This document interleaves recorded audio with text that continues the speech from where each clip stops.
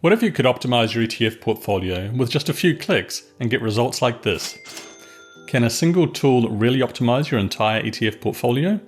Let's investigate AllocateSmartly and see how it works and whether it's worth the money. Okay, this is the tool called AllocateSmartly. I'm not associated with it, but looks like a pretty good tool. That's the home page. So we look at my portfolio as an example. I set this up using 3 different systems that I liked. Look at that, that's just crazy. That's from about 1970, and that's the last 20 years. The black line is the 60-40 benchmark, so S&P 500 and long-term bonds. Over the last 10 years, 3 years and 1 year. Now, you might have noted something there that is kind of the key to a lot of how these systems work, because they're just trying to avoid the drawdown. So that's 2022.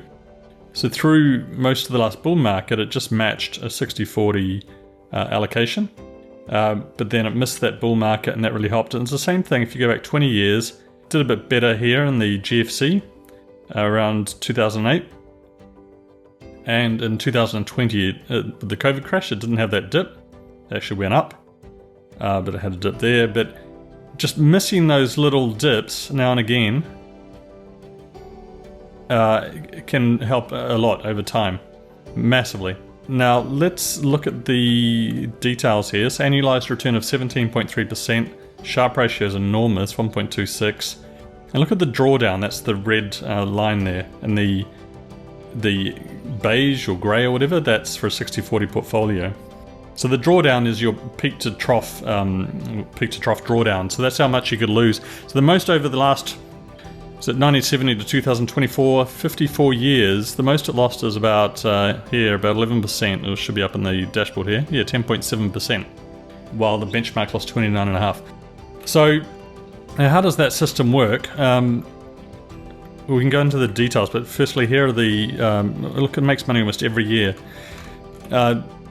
One thing I noticed about a lot of these systems is that in the last few years they haven't actually done that well. If you look at 2022, obviously that was a bad year, so 3.2% was great for 2022, but very mediocre in 2023, which was a decent year, and 2024 you'd expect that to be up around 10 to 15%, just following the market. Even though we had a bad month at the start of August, or a bad couple of weeks at the start of August, that's not very impressive.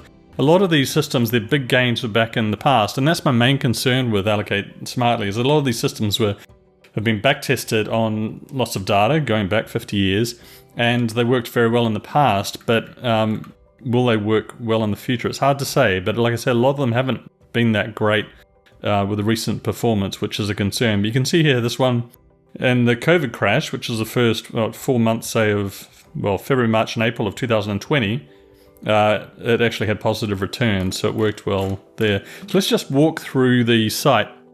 So Members Home, we've just looked at. That's where my portfolio is, and that's the current allocation. So international equities, small cap, Nasdaq SPY, and real estate. And it will send you emails every week telling you, or every month, depending on what you set up, as to how to change your portfolio. So once you've set up your model portfolio, and to keep it you have to subscribe, it will say, okay, this week you need to change from the TLT ETF to the gold ETF and put a little bit more into the S&P 500 ETF, say SPY. So it does all the work for you. You just need to place the trades, which would take you 3 to 5 minutes each month, and you can get pretty solid returns based on backtesting. So we don't know yet how some of these are going to work in the future.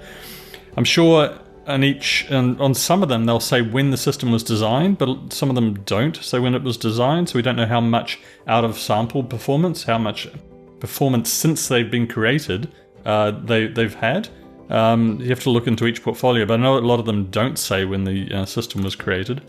But on this whole strategies page, you can choose your strategies. You can say go for conservative strategies, aggressive, moderate. Obviously there are all these other filters you can put in here. You can say I just want kind of an economic data based portfolio. There are only 2 of those, and they don't work very well either. Bond timing, again, not very good because it's just bonds. 4 seasons, gee, that's not very good either. Momentum and trend. Yeah, a lot of them momentum and trend. And then a recent 10-year best, say highest return. And there's no momentum and trend ones there. Actually, don't know why it's not showing anything for those. What I did, well, that's because I'm on the conservative tab. I went to all of these and I looked at the highest Sharpe ratio for the last 20 years, and I just went into them one by one, and then I chose based on the stats. I also looked at the drawdowns. Based on the stats, I decided which ones to combine, and I tried to combine 3 systems that weren't perfectly correlated, so they went up and down at different times to smooth out my overall portfolio. So strategy screener that goes into a bit more detail on searching systems. So there are lots of different systems here, tons. Let's just click into one at random, okay? Well, not at random, we'll sort by Sharpe ratio, but then not pick the highest one. Let's just try, say, this one here. Look, fantastic. But over the last 10 years, it's underperformed. And that's something else I've seen with a lot of these. A lot of them don't do well in the last 10 years, which probably goes back to what I was saying earlier. So a lot of them might have been over-optimized based on past data. But let's take a look at the highest Sharpe ratio one over the last 20 years. Look, that's just magic. But now, click last 10 years. Yep, it's similar actually. I've got this one in my portfolio, that's why it looks similar. My portfolio of 3, it cuts out the 22 crash. The reason why it goes up is because it's in fixed income. Let's just try one more, and then I'll show you kind of how they calculate it. US max diversification. So that one isn't very good. Just for kicks, we'll go down and we'll see what information they provide on each of these. So it talks about the nature of the strategy, and then you can go into more detail by clicking on the link. The average asset allocation, monthly and annual returns, which you'd want to take a close look at. You can look at alternative trading days performance. So most of these trade on the end of the month, but you can click on that and you can see how.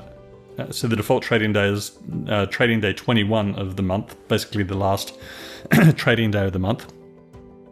And these different lines here show what the return would have been on different trading days. So you can see if the system is over-optimized to trading on the last trading day of the month. And so that one's actually pretty good. So most of them are pretty good. So for most of them, it doesn't matter which day of the month you trade them on. You can also switch to a logarithmic scale. And return to the month-end test, which is the standard test, like that. Let's take a look at research. They've got a lot of other tools here you can use. The correlation matrix. So let's say you like this 60-40 benchmark, just to make it easy. You could look down here to find things that are not very correlated to that. So you'd be looking for the things in green. So Aspect Partners RMM. Click on that. Is not. What a great return. Let's look at the last 10 years. Not very good, see? That one's not very correlated to the benchmark. Tax analysis, I won't go into because it depends on the country you're in. This is for the US. The site is, I believe, developed for the American market in terms of tax, but that's the only thing that affects which country you're in. Otherwise, anyone can trade these systems. Exposure to rising interest rates. As rates are going to start coming down, or they already have, at least the market rates, this will be less important, but it's useful to see which systems have exposure to rising rates. Let's say we go into that environment again. Cluster analysis, I didn't find this useful, to be honest. This uses statistical clustering technique to work out which systems are similar to each other. I took a look at it. I didn't find much value in that. The aggregate asset allocation over all the systems they run. Again, it's just for interest, but it's actually not that useful. And again, this is just all aggregate data, which you don't care about because you only care about the systems that you're trading. Best day of the month to trade. It's the last day of the month, and they go into a whole lot of research about that, which is interesting to read. That's useful. And then my portfolios. So my dashboard I showed you, that's the 3 I chose. View, modify allocation. So it's not loading. Let's try that again. Oh, there we go. So I've only got 2 systems now. I did have 3 before. Apologies. So bold asset allocation aggressive and hybrid asset allocation balanced. So I'll click on both of those. Keller and Kuning's hybrid asset allocation. Now, how does this actually work? The best thing is to say they normally go to our thoughts on the strategy, and it goes to a totally different web page where they go into detail about how the system works and what they think about it. So that's actually really useful. And this uses tips on inflation protected bonds as a signal to be defensive or aggressive. So they actually, it's one thing I've noticed about AllocateSmartly is it's very clear the team that have made it are very bright and they know what they're doing. My only concern is that, like I say, a lot of these systems may have been over-optimized to historical data, and recent returns for a lot of them don't look that great. So you want to pick systems, if you're going to use this, you want to pick systems where you agree with the economic rationale behind the system. So you can believe, or you might believe, that it will work in the future based on the economic rationale behind the system, not just the historical results. Okay, so and then they've got this what we do, which goes into a lot more detail with all these links here. Different links about how they actually analyze the systems. So overall, let's look optimized model portfolios. So optimize max sharp, alternative max sharp. You can choose 10, 5, or 3 strategies. You can include buy and hold assets, so not trading in and out. You can shrink I'm sure that's shrinking correlation estimates to try and make a more robust portfolio. So is it worth it? Well, $49 a month, $400 a year. You don't need the pro subscription, which is $500 a year. If you've got a very busy life and you're not a very advanced trader, I think it's useful. I think it's useful to we'll take a look at all the systems, come up with 2 or 3, maybe 4, but I'd say just 2 or 3 for which you agree with the economic rationale and for which they have different economic rationale. You don't want 2 systems or 3 systems that are based on the same reasoning or the same principles.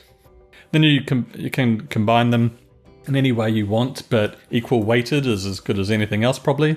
So if you've got 3 systems, just 33.3% each. And then you'll get the signals every month, and you can put on your trade. So that'll save you a lot of time. And over time, you probably won't do that badly. You'll probably at least get 60-40 results, or the results of 60% stocks, 40% bonds.